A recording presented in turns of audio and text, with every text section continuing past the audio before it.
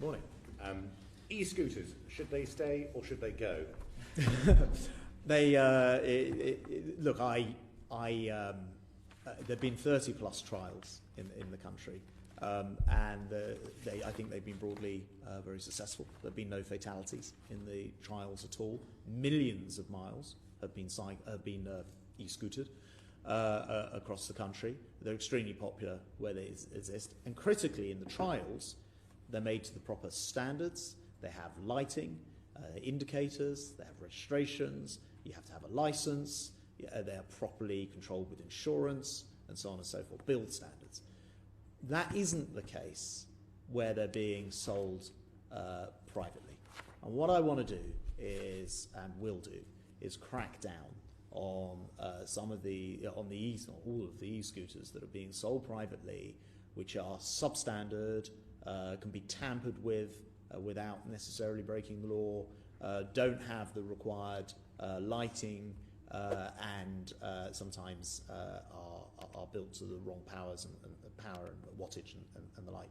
So we will crack down on the private market, make it illegal to sell e-scooters which don't meet the regulatory standards, which we will bring in, and stop there being a sort of free-for-all, making the retailers responsible for this, and bring those in the private market up to the standard, and potentially even exceeding the standard of what's required in the rental market. So you are suggesting then that following the trial, people will be able to legally buy e-scooters to use on public roads. They can't do it at the moment. Is that what you're planning to do? Just to be clear, the trial itself is not about that. The trial is about these rental setups. You indicated that you could be able to buy them from the shops, etc. Obviously, people can buy them. There is sometimes a label close saying only use this in your garden. Nobody pays any attention to that.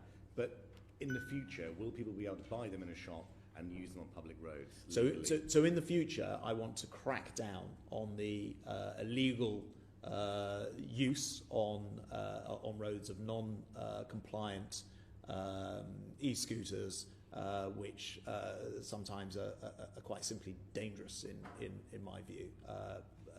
But they're not up to standard in terms of build. If they are up to standard, up to spec of the rental scheme e-scooters that we see around the country in these trials that you've just indicated, will they be able to be sold privately in the future, legally, to be used on public roads? We will take powers in order to, which don't exist at the moment because they're not a category of transport, which is to do with some very old laws. We will take powers to properly regulate and then be able to decide the usage of them, which will come forward in more detail on. But what I'm clear about is we'll have a crackdown on their illegal sale and illegal use. So are you saying, earlier on you said about, you deem the trials to be successful, will differ on that, if I don't mind me saying. 900 collisions, 11 of which were fatal.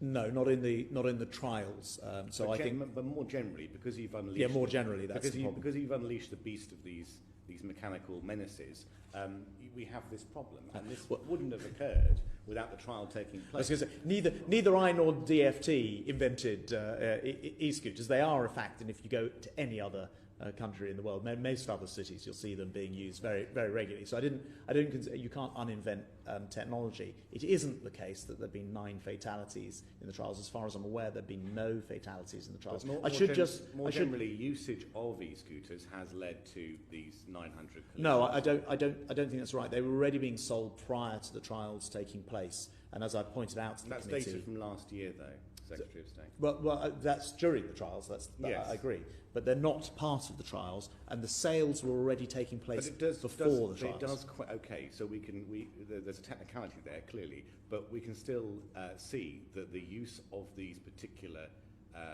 things has caused problems on the streets of this country. Specifically where they've not been up to the technical standards, where they've been illegally used on the roads, where they're being sold without being up to the kind of standards that you see in the trials, yes.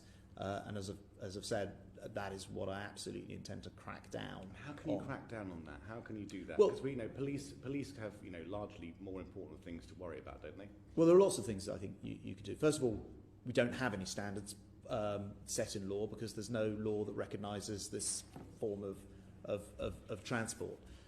So the first thing to do is set standards, right? How powerful can they be? How fast can they go? Do they have indicators? Do they have lights at night? And so on and so forth.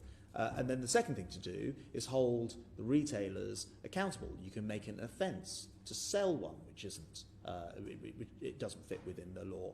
You can make it an offence to tamper with them. None of these things exist at the moment, and as I say, I'm very keen to. I welcome that. That's a really good step forward. But do you think that, obviously the trial areas, some areas dropped out of the trials for reasons that have been made public previously. In the future, whether it's extending the trials or keeping them geographically limited in their usage, because there is an argument to say that e-scooters are more useful in a city, let's say Exeter, than they are in a town like Exmouth.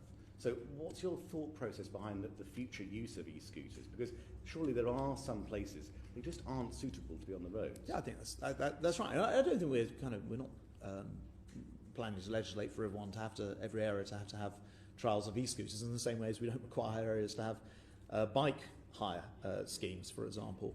But they are, they're a reality. They exist. If these things exist, they need to be made safe. And I think the trials have been useful in gathering data, and there's more data still to gather. The trials are still ongoing. But I note your very proper point about injuries and fatalities. But as I say, none of those have happened within the trials. What we need is for any usage to be on safe and safely used so they could be vehicles, whatever the type of they vehicle could be is. geographically limited. So, for example, in the City of London, you could still use them, but for example, in other places, more rurally, they would be still not allowed. If, for example, you've earlier hinted, you'd be able to then buy them in a shop and then use them as a private vehicle. So I think there's quite a lot of work that's required on this. Just to set this out in proper order, first of all, we need a category that describes these things, because they're impossible to legislate for without being able to describe them in law. And then secondly, as we'd always do and you'd expect us to, we'll consult on the correct way to legislate and restrict or enable their use. But I think my big message is, broadly speaking, the trials have been popular and successful.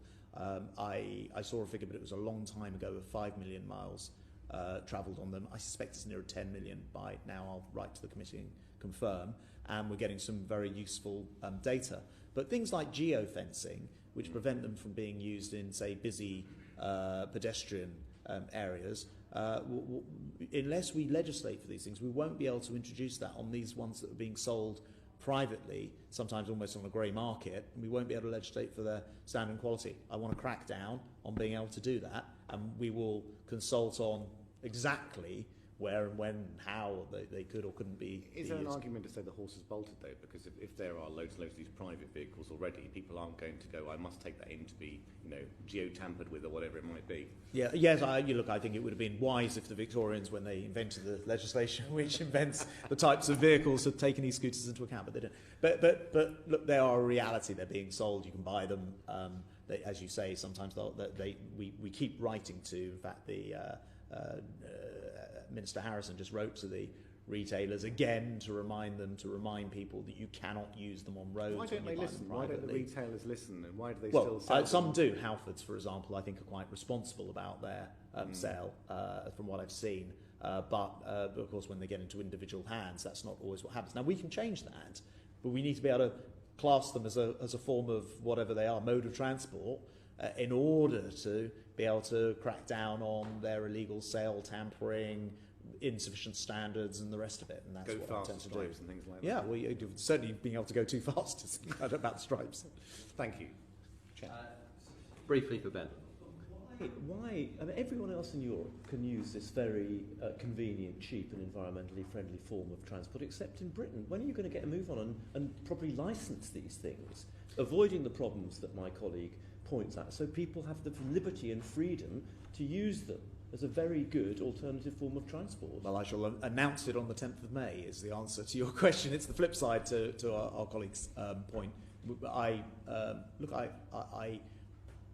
believe that we need to crack down on the poor standards and the inability to control them, and sort of sometimes when they end up being used in the wrong way or dangerously, and enable use where it's appropriate and responsible, and so on and so forth. So I think we're on the same side of the coin here, and the first thing is to have some legislation that describes the thing.